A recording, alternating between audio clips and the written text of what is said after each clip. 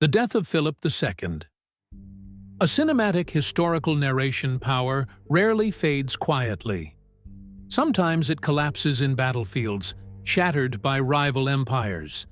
Sometimes it erodes through treachery or slow decline. But few downfalls in history have been as grotesque, as intimate, as that of King Philip II of Spain. For decades, he was the mightiest ruler on earth, sovereign of an empire so vast that his courtiers boasted the sun never set upon it. Yet in the end, it was not armies, nor politics, nor enemies that conquered him. It was his own body, decaying, betraying him inch by inch, until the greatest monarch of Christendom became prey to the smallest creatures of creation. Let us travel back to the summer of 1598, to the stone corridors of the Escorial Palace, a place Philip himself had built as both monastery and royal citadel, a monument to divine order and imperial majesty. But now, that same palace would become his prison and his tomb. Within those echoing halls, surrounded by relics and crucifixes, a man who once bent nations to his will faced an adversary he could neither command nor outwit: the slow, relentless disintegration of flesh. Philip II, son of Emperor Charles V, ruler of Spain, Portugal, Naples, the Netherlands, and the Americas, had carried the weight of empire for over 4 decades. His decisions had sent fleets across oceans and armies across continents. Under his gaze, the Spanish Armada had sailed to strike England, and his missionaries had carried the cross to the farthest shores. He saw himself as God's chosen instrument, the defender of the faith, the pillar of Catholic orthodoxy. But now, as the last summer of his life dawned, all the power, all the glory, all the gold of the New World could not save him from the frailty of the body. At 71, Philip was an old man by the standards of his age. For years he had suffered from gout, that cruel affliction of kings. It had twisted his hands and feet until even holding a pen or taking a step became torture. His courtiers spoke in whispers of his disfigured fingers, his contorted joints. The proud monarch, who once strode through marble halls, now moved by chair, his body a cage of pain. And yet, even as his health failed, his mind remained sharp, his discipline absolute. From dawn until nightfall, he read and signed decrees, his handwriting cramped and spidery, every "no" he scrawled upon a document shaping the fate of thousands. He was the embodiment of control. But control was slipping away. In June 1598, fever struck him again, violent, unrelenting. Abscesses appeared upon his hands and legs, first small and then spreading, filling with pus and blood, bursting and returning. His doctors, bound by the medical ignorance of the age, prescribed leeches and bloodletting, draining his strength further while the infection advanced. By midsummer, the ruler of half the world could no longer move. His attendants had to feed him, bathe him, turn his body upon the bed. The man who had once demanded ritualized bows from those who entered his chamber now lay helpless in his own filth when his servants failed to reach him in time. Outside, the Spanish sun blazed mercilessly. The thick stone walls of the Escorial trapped the heat like an oven. The air inside his chambers grew foul with the smell of sickness. As July deepened, so too did the rot.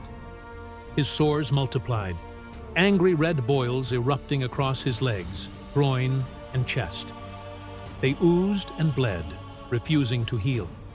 The stench became unbearable. Courtiers covered their faces with perfumed cloths as they passed his door. Even his most loyal attendants struggled to endure the reek of death that hung over their still living king. Philip, ever conscious of decorum, ordered the windows sealed, not for his own comfort, But so the smell of his body would not reach the courtyard and offend his subjects. Within weeks, the infection had spread too far. What had begun as abscesses now festered into open wounds. Beneath the royal sheets, decay was taking root.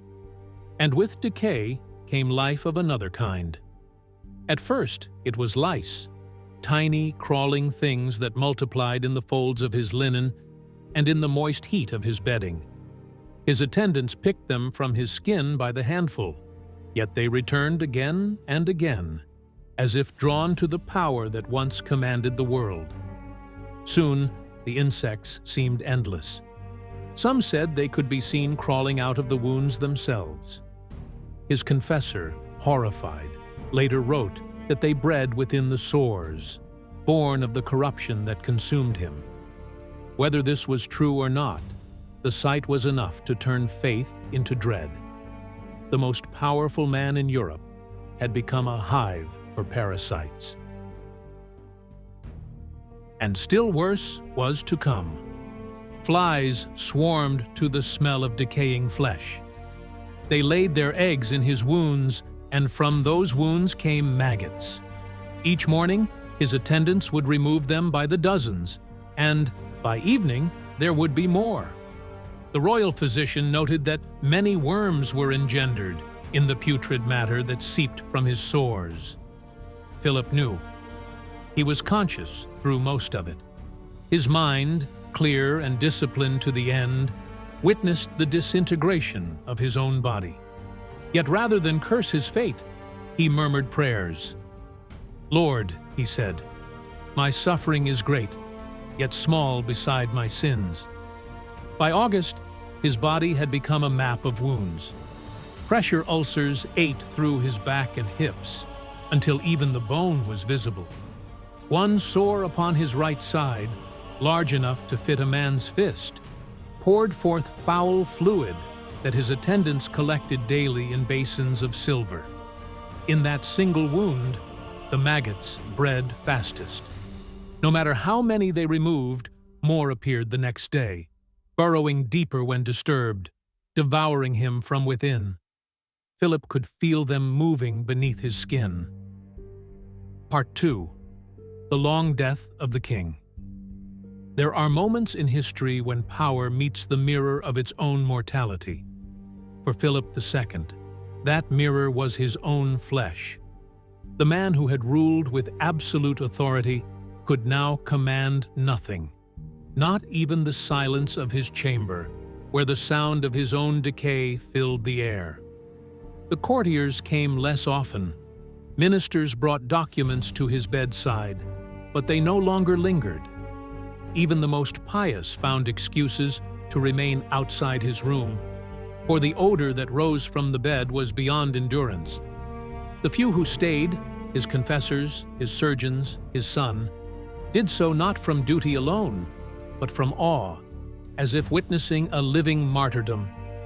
He was, in a way, both emperor and penitent. The Escorial, built to glorify the Almighty and the Spanish crown, had become a place of torment, echoing with whispered prayers and the rustle of linens soaked in blood. The great stone walls, once symbols of permanence, now seemed to mock the fragility of the human body. Each dawn brought new torment. The sheets clung to him, stiff with dried pus.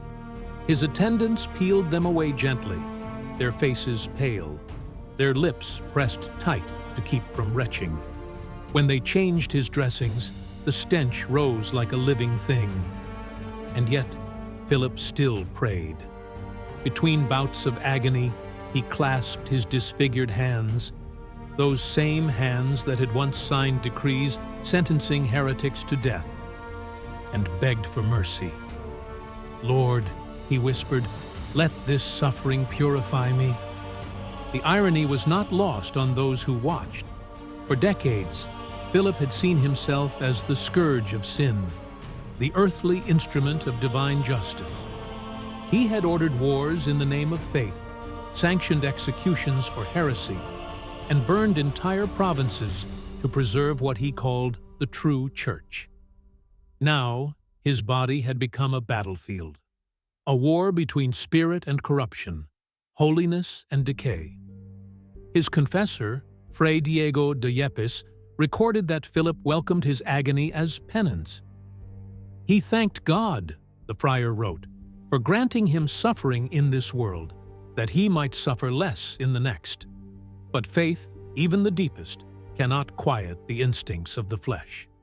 In the darkest hours of night, when the fever burned hottest and sleep would not come, Philip cried out for relief.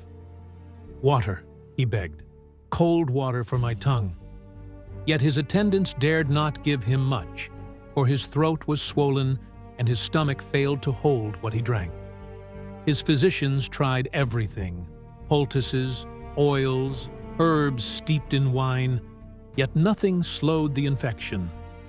They bled him again and again, certain that sickness was caused by corrupted humors. All it did was hasten his weakness.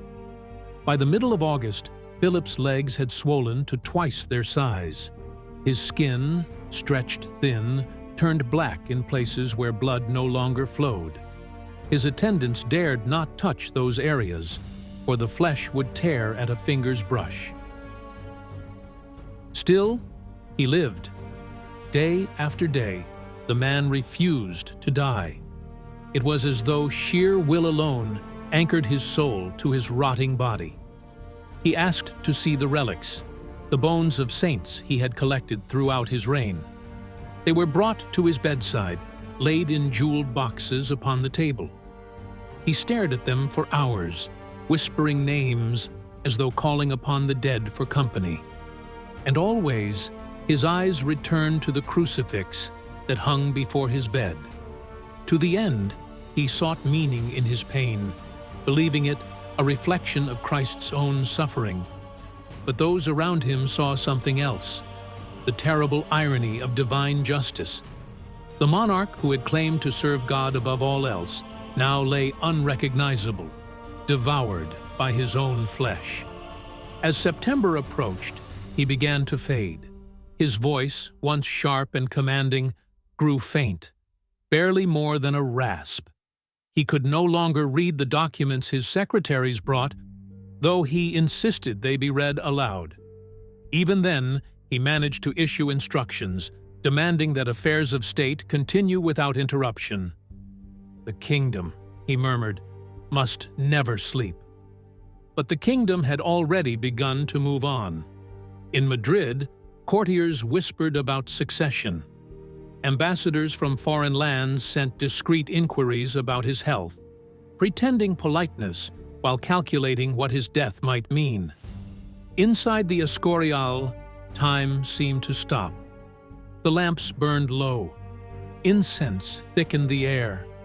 And around the dying king gathered a handful of monks, priests, and servants, the final witnesses of an empire's twilight. By the second week of September, Philip could no longer lift his head. His breathing grew shallow, his body cold even under layers of blankets. The smell of rot filled the chamber. Those who tended to him worked in silence, knowing the end was near. At last, he asked to receive the last rites. A priest brought the host and placed it upon his tongue. The old king struggled to swallow, his lips trembling as he whispered his final confession. Then, gathering the last of his strength, he turned his gaze toward his son, the future Philip III, who knelt beside the bed. With a hoarse whisper, he spoke, "Keep the faith. Rule with justice. Fear God, and you will never fear man." It was the last command of a dying emperor. Moments later, his hands, once curled in pain, fell still. His breathing slowed, then ceased. At dawn on September 13th, 1598, King Philip II of Spain was dead. The man who had ruled the greatest empire of his age, who had wielded absolute power over millions, died in the most pitiful of states, consumed by the corruption of his own flesh, abandoned by the very vitality that had once fueled his will. When they came to prepare his body, the attendants recoiled. His skin was gray, split in places, his limbs stiff and bloated. The sores that had tormented him in life had opened wider in death, and within them, the worms continued to move. They washed him as best they could, wrapped him in linen, and placed him in his coffin. The courtiers who came to view the body fainted or turned away. Even embalming could not mask the smell of decay. Thus ended the life of the man once called the most Catholic king, a ruler who believed himself chosen by God, who built a palace to eternity, and who died a prisoner within its walls.